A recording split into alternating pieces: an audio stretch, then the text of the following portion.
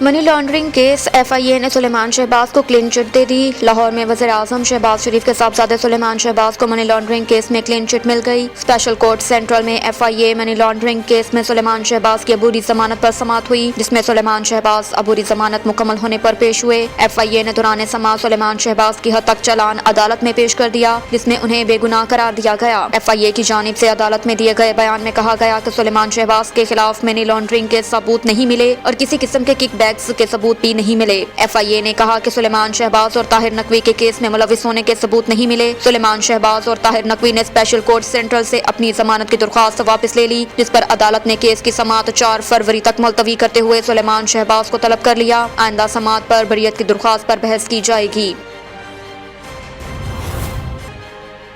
Election commission نے نگراں وزیر اعلیٰ پنجاب کے ناموں کا پروفائل جانچنا شروع کر دیا۔ لاہور میں الیکشن کمیشن آف پاکستان نے نگراں وزیر اعلیٰ پنجاب کے ناموں کا پروفائل جانچنا شروع کر دیا۔ تاہم خصوصی اجلاس میں فیصلے کے بعد وزیر اعلیٰ پنجاب کے حتمی نام کا اعلان کیا جائے گا۔ ذرائع کے مطابق یہ اعلان کل کیا جائے گا۔ نگراں وزیر اعلیٰ کے لیے 4 نام الیکشن کمیشن کو موصول ہو گئے، جس پر حکام نے کام کا آغاز کر دیا۔ موصول شدہ 4 ناموں کے پروفائل تیار کرنے کا عمل شروع کر دیا گیا۔ تفصیلی پروفائل میں 4 کی قابلیت اور اپنے شعبے میں کارکردگی شامل ہوگی۔ سیکرٹری الیکشن کمیشن پروفائل خصوصی اجلاس میں پیش کریں گے، جس کے بعد الیکشن کمیشن کل وزیر اعلیٰ پنجاب کے نام کا اعلان کرے گا۔ نگراں وزیر اعلیٰ پنجاب کی تقرری میں پارلیمانی کمیٹی کا ناکام فیصلے کے لیے الیکشن کمیشن کا اجلاس طلب۔ قبل ازیں نگراں وزیر اعلیٰ پنجاب نے تقرر پر پارلیمانی کمیٹی کی ناکامی کے بعد یہ معاملہ الیکشن کمیشن پہنچ جا چکا تھا۔ ذرائع کے مطابق آرٹیکل 224(a) کے تحت نگراں وزیر اعلیٰ کے تقرر کا فیصلہ اب الیکشن کمیشن کرے گا۔ حکومت اور اپوزیشن کے 2 نام الیکشن کمیشن کے پاس پہنچ گئے۔ چیف الیکشن کمشنر نے نگراں وزیر اعلیٰ کے تقرر کے لیے اہم اجلاس کل شام 6:30 بجے الیکشن کمیشن مرکزی سیکریٹریٹ میں طلب کر لیا۔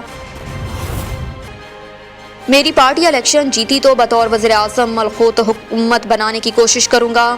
وزیر خارجہ بلاول بھٹو زرداری کا کہنا ہے کہ اگر پیپلز پارٹی الیکشن جیتی تو بطور وزیر اعظم وہ مخلوط حکومت بنانے کی کوشش کریں گے۔ بلاول نے امریکی اخبار کو انٹرویو میں کہا کہ میری پارٹی الیکشن جیتی تو بطور وزیر اعظم مخلوط حکومت بنانے کی کوشش کروں گا۔ دہشت گردی سے نمٹنے کا واحد راستہ جمہوریت ہے۔ ہم وزیر اعظم شہباز شریف سے صدر بائیڈن کی مزید روابط کی توقع رکھتے ہیں۔ بلاول نے کہا کہ افغانستان ایک حقیقت ہے، ہمیں عبوری افغان حکومت سے پہلے سے زیادہ روابط بڑھانے کی ضرورت ہے۔ دہشت گروپوں سے متعلق پاکستان اور امریکہ کے مفادات یکساں ہیں۔ انہوں نے کہا کہ دہشت گردی کے چیلنج پر فوجی اور سیاسی قیادت واضح موقف رکھتی ہے۔ افسوس کہ عمران خان کی حکومت تحریک طالبان پاکستان TTP کی طرف سے نرم گوشہ رکھتی تھی۔ عمران خان نے نہ صرف TTP والوں کو رہا کیا بلکہ ان سے مذاکرات بھی کیے۔ بلاول نے کہا کہ اس بارے میں ہم واضح ہیں کہ کسی بھی دہشت گرد تنظیم سے کوئی بات چیت نہیں ہوگی۔ چیئرمین پیپلز پارٹی نے مزید کہا کہ یقین ہے اگر عبوری افغان حکومت کے ساتھ مل کر کام کریں تو اپنی سیکیورٹی ممکن بنا پائیں گے۔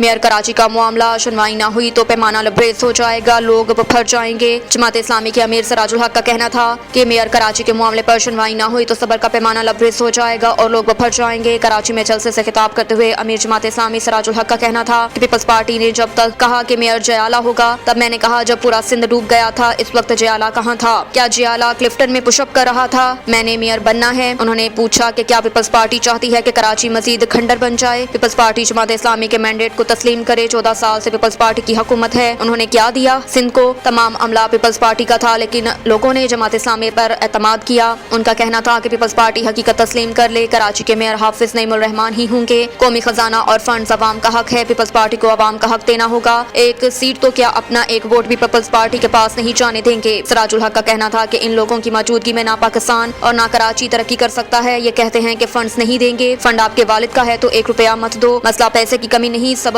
کچھ اور ہے۔ انہوں نے کہا کہ زرعی ملک کی شہری آٹا لائن میں لگا کر لیتے ہوں تو شرم کی بات ہے۔ دنیا نے پاکستان پر خدشات کا اظہار کیا، کیا پیسے شفاف طریقے سے استعمال ہوں گے؟ انہوں نے کہا کہ میں نے مرکزی مجلس عاملہ کا اجلاس بلایا ہے، سنوائی نہیں ہوئی تو پیمانہ لبریز ہو جائے گا، لوگ پھر جائیں گے۔ 23 جنوری کو فائنل فیصلہ دیں گے، پھر ذمہ داری پیپلز پارٹی کی ہوگی۔